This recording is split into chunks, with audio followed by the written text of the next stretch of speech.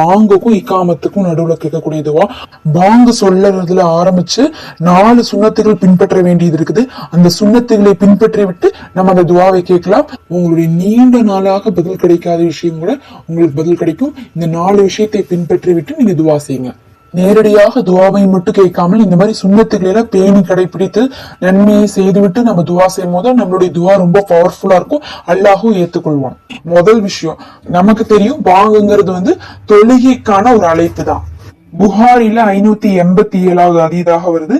பாங்கு சத்தம் கேட்டா நீங்க உடனே பாங்கு சொல்பவருடைய வார்த்தையை கவனித்து அதற்கான பதிலை சொல்ல வேண்டும்.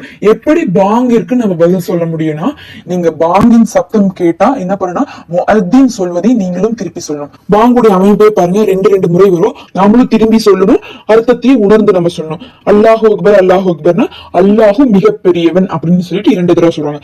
நாமளும் திருப்பி சொல்லணும் 2 முறை. அடுத்தது அஷ்ஹது அல்லா இலாஹா இல்லல்லாஹ்னா வணக்கத்துக்குரியவன் அல்லாஹ்வை தவிர வேற யாரும் இல்லைன்னு சொல்லிட்டு சாட்சி சொல்றாங்க. நாமளும் திரும்பி அதை சொல்லணும். 3வது பாத்தீங்கன்னா நபி ஸல்லல்லாஹு அலைஹி வஸல்லம் அவர்கள் அல்லாஹ்வுடைய தூதர்னு சாட்சி கூறுகிறேன்னு சொல்லுவாங்க.